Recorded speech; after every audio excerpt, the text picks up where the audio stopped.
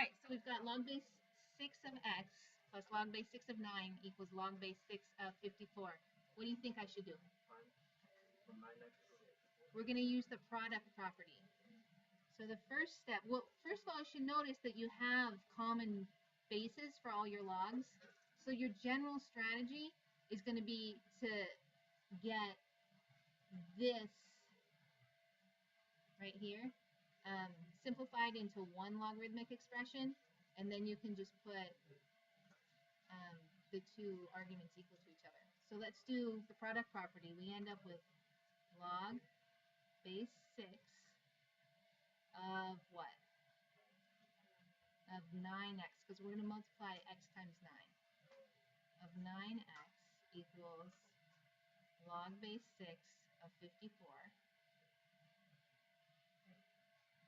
So can you see that 9x has to be equal to 54? And x has to be equal to what? 6. There we go. And then you need to go and check. Remember, here's the important part. Remember that this has to be positive, right? Who remembers why this has to be positive? Because why? Because remember, we did this when we were doing inequalities. If I have y equals b to the x, in logarithmic form, that's log base b of y equals x. So we're looking at this y. If I graph that exponential function, it's going to look like this, right? And what is y? What's the limitation on y? Y is always greater than 0. So whatever fits in here in your logarithm always has to be greater than 0. Here it is. That's easy. So if we put 6 in for here, log base 6 of 6 is 1, right? Let's do it this way. Log base 6 of 6, and then 6 times 9 is 54, so it's going to work just fine. Okay, let's go on to the next one. Okay, we're adding. So which property are we using? Product property again.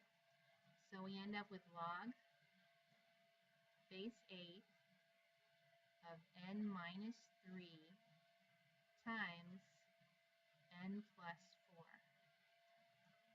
equals 1. Do we have a log on both sides for the common base?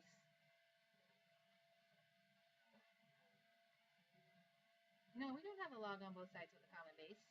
Then you need a different strategy. We only have one log. So the strategy this time is going to be to rewrite this. How would I rewrite it? What's the other form of a logarithmic equation? Exponential. Let's rewrite it as an exponential equation. And what would that be?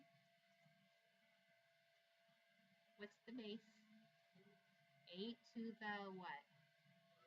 8 to the first power equals, and what is it going to equal? N minus 3 times n plus 4. So we've got to simplify this. We end up with n squared minus 3n plus 4n is plus n minus 12 equals 8. Then back to algebra 1, we subtract 8 from both sides, you end up with n squared plus n minus 20 equals 0. I'm going to factor. Thank you. N plus 5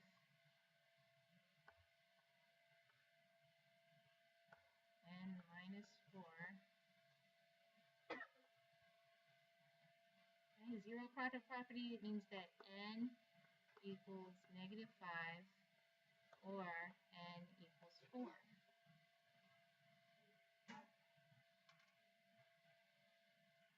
Okay, we've got two possible answers. Let me just grab this and pull it down a little bit.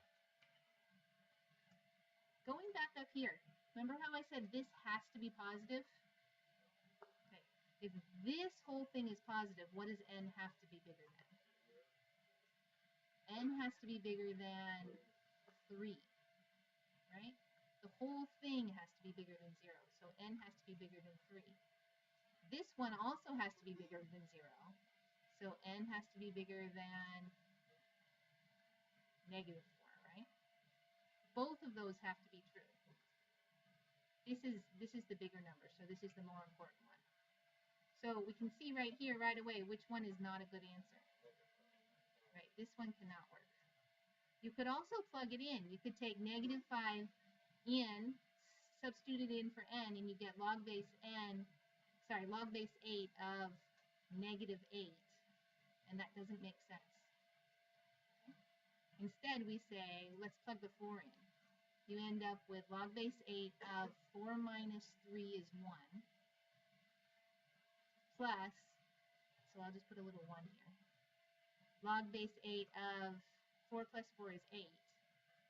Using the product property, 1 times 8 is 8. So log base 8 of 8 is 1. So this one checks.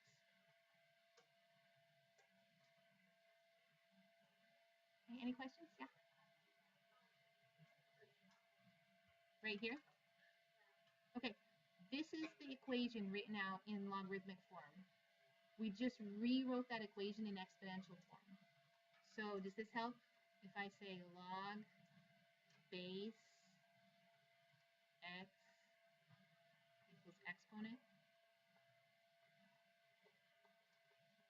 So when we write equations, you could take the log, the base goes here, the exponent comes from the other side of the equation, and this argument becomes right here. Does that look familiar now? Yeah, yeah. These are in the homework, so the more of these we get through, the less homework you have. Good? Yes.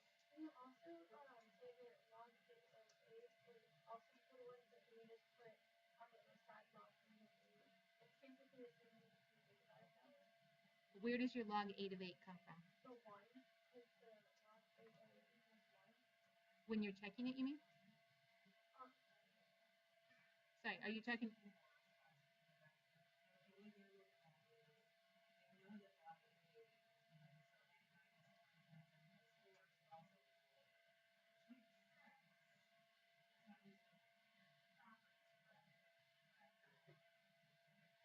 Okay. Did you understand what she was saying? Yeah. Okay, we're going to go on. Okay. We're adding. So which property are we using if we're adding those logs? Somebody else. What property are we using?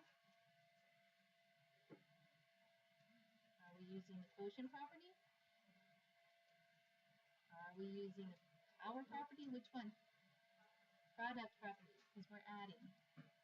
So that means that we're going to multiply these two expressions. You end up with log base 10 of m times 3m minus 5 equals log base 10 of 2. Okay, what strategy do I use to solve it now that I've simplified it a little bit? I could distribute, that's true. They both have the same basis, right? It's kind of like a parallel construction. So that means that you can take this and set it equal to 2, right? So let's go ahead and do our distribution as well at the same time. We end up with 3m squared minus 5m equals 2. And then we need to solve it. Let me see if I can get this out of the way. Takes a little more space. Okay, so 3m squared minus 5m minus 2 equals 0.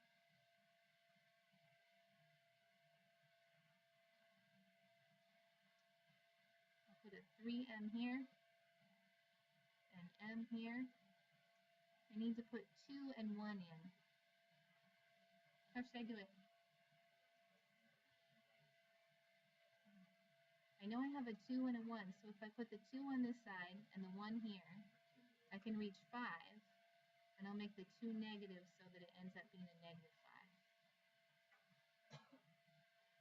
If you want to go ahead and do an X box right there, you can do that. That will get, as long as you factor it, that's good. So, either 3m plus 1 equals 0, or m minus 2 equals 0. So what are my two possible answers? M equals, it could equal 2, or negative 1/3. Which one's going to be right? Go back up here. Look right here. What does that say? You know that m has to be bigger than 0. So we can just cross this one off right away. And then let's check the 2. If I put 2 in here, I end up with log base 10 of, what's it going to be, 1? 3 times 2 is 6, minus 5 is 1. So log base 10 of 1 plus log base 10 of 2 equals log base 10 of 2. And using the product property, 1 times 2 is 2. Good. Any questions? Yeah. Why don't you try this one by yourselves, number 18.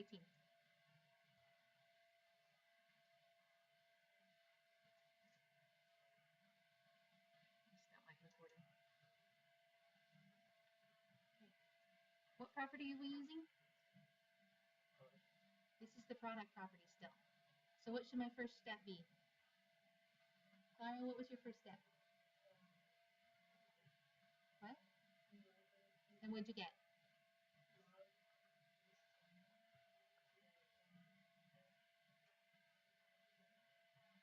So I'm just going to write it as b times, is that what you said? Okay. Okay. That looks good. And then what was your next step, Clara?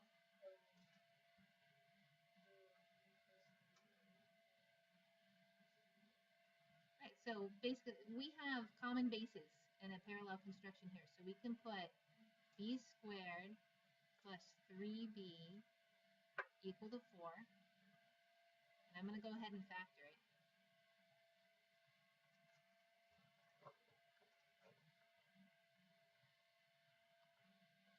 I end up with a b. Oops. B. What numbers should I put in here for my factoring? Plus 4 and minus 1 work. Good job. So that means that b equals 1 or b equals negative 4. Now go back up. Look here. This says that b has to be what? B has to be greater than 0. So we can cross this one off right away. And let's check 1. If I put 1 in, I end up with log base 10 of 4 plus log base 10 of 1 equals log base 10 of 4.